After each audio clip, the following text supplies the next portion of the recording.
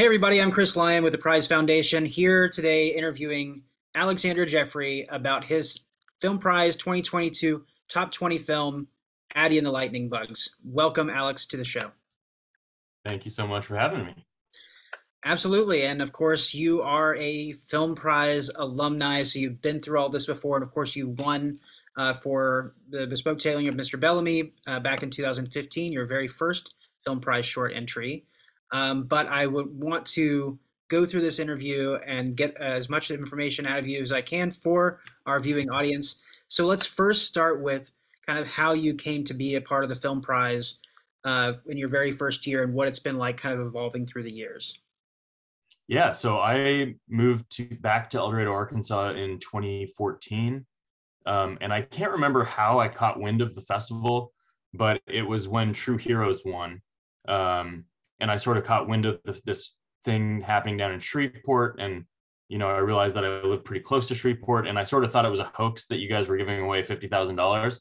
I was like, I don't know if I believe that that's true, but I'm so close that I feel like it's worth trying. And so Paul Peterson and I sort of came up with this concept for Bellamy, and we decided to take a leap and make a film in Shreveport, and we ended up having a blast our first Film Prize year. Everybody was so welcoming and complimentary of the film, and winning just felt like icing on a massive cake that year. But it was a lot of fun, and then I was hooked. I got addicted to the whole Film Prize thing, and I've made a film every year since then. And it's been really cool to see the festival grow, the audience grow, all the new prizes pop up over the years, and to be a part of that's been really exciting. Absolutely. Well, and I want to kind of jump into what you're doing this year. Of course, you have the film Addie and the Lightning Bugs, which reunites you with some of your former cast and crew from previous projects. Of course, there was the pandemic year, and you guys made Double Date Night, which was a film you kind of shot yourselves in your home, but kind of now moving out of the pandemic through 2021 to 2022, you've been able to bring back some of your folks you've worked with in the past. Why don't you tell us about those people, and then we're going to talk about the film itself. Yeah. So, I mean, I was fortunate enough to be able to bring Joel Froome back, who's the cinematographer that I've worked with quite a bit on both Film Prize shorts and on other features. Um, like you mentioned, through COVID, we had to shoot our movie ourselves in our house, with just like me and Paul and a very small crew. And then when we did House Sitters last year, that was kind of a very run and gun, do everything ourselves, wear multiple hats. And this was the first year back where we've really got to put together a full crew and a full team, and bring some of that production value back that we liked having in previous years. And I also got to work with Kaylee Fleming again, who was in Memoir. She was so much younger back then, but it's been really cool to see her career just totally take off. And it's very humbling to me that she's still willing to come back and work on short films with us. So it was so cool to just watch her on set and give her, a leading role where she really carries the movie. And to see just her talents and how much she's grown as an actress was just incredible. Right, and her work alongside Paul in Memoir was so memorable, to use the term, and to kind of get to see her come back is amazing in this new character. Let's talk about Addie and the Lightning Bugs. What is it about? And tell us a little bit about Kaylee's role. Yeah, so I mean, Addie and the Lightning Bugs, simply put, without spoiling too much, is about a young girl in the 1990s who finds out that her family's moving to a new town. And for a very specific reason, she doesn't want to leave. So she's trying to figure out a way to stay put and to prevent her family from making that move. As a kid, I moved from Calgary, Alberta, Canada to El Dorado, Arkansas. And my sister and I had each other. And so this kind of originated from a thought experiment of like, what would it have been like if I wouldn't have been there? And my sister had to do that move by herself. Because moving to a new place is scary, especially as a kid. And so that's kind of the circumstances that open up this movie. And her character, Kaylee's character, Addie, is very much a, analytical, very, probably math driven, science driven mind. And so this film is all about her finding that inner creativity and embracing that within herself. Well, and it's again, without offering anything more than you've offered, it's a really fascinating story about the strength of family and the strength of those bonds that we carry between all of us. And so, if and for that reason, it's certainly something that when I watched it for the first time, it resonated with me. So, I hope that the audience feels the same way. Um, so let's talk about the audience, though. What is it that you hope that the audience takes away from the experience of watching Addie and the Lightning Bugs?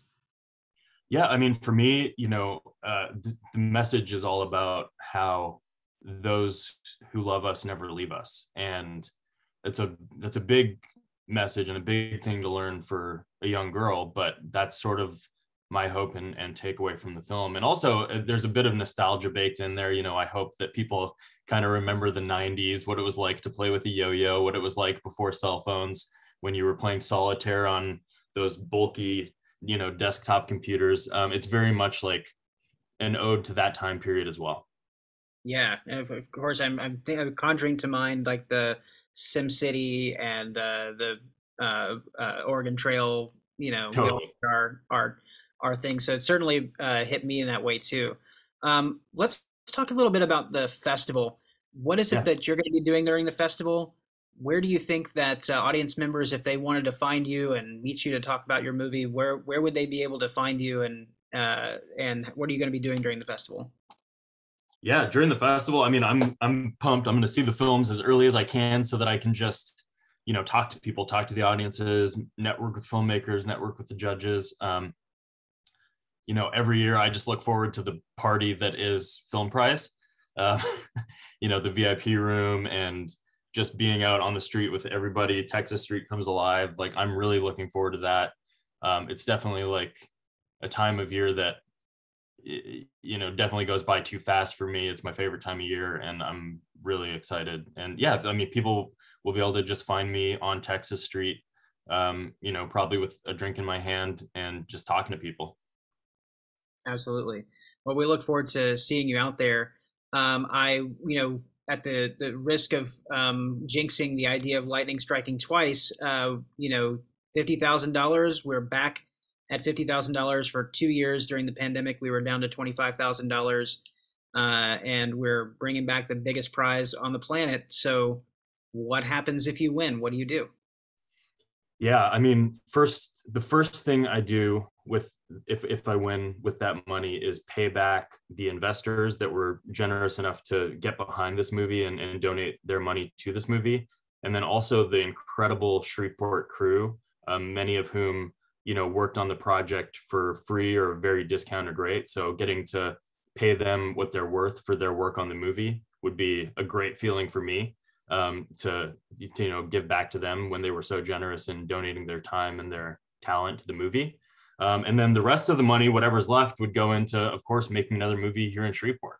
Paul and I've got a production company, Bespoke Works. We love shooting stuff here locally. It's a great place to make movies.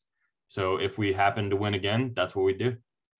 Well, I was hoping that you would give me a fantastic lead in to talk about that other project that you've been working on, A Chance Encounter, which Yeah. is a feature film that you didn't shoot here. You shot overseas, but did pre-production and did post-production here. Why don't you guys give a little plug? Why don't you give a little plug about what's happening with A Chance Encounter and where people can find it?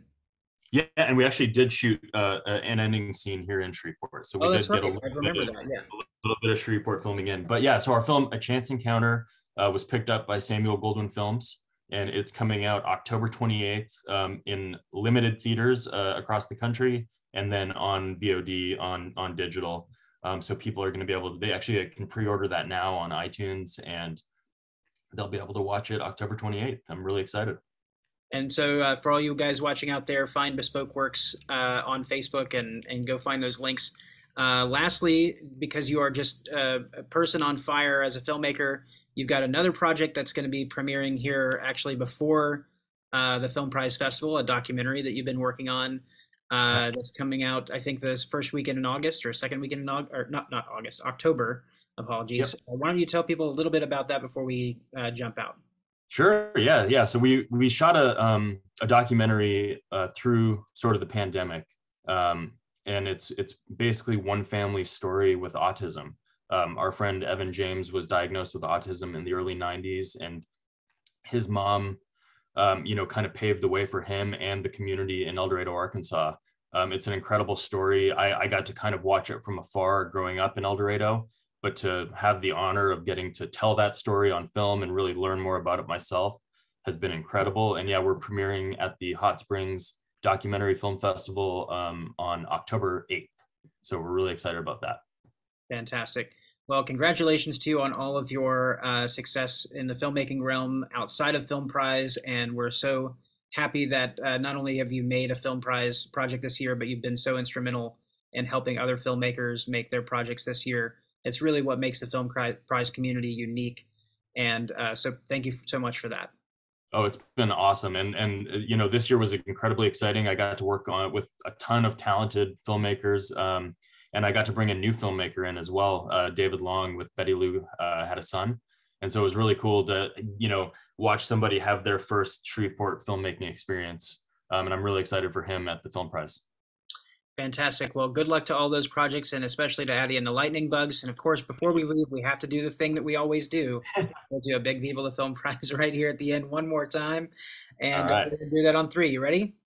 Yep. All right, here we go. One, two, three. Viva la Film Prize! Fantastic. All right, good luck, Alex. Thank you so much. Appreciate it.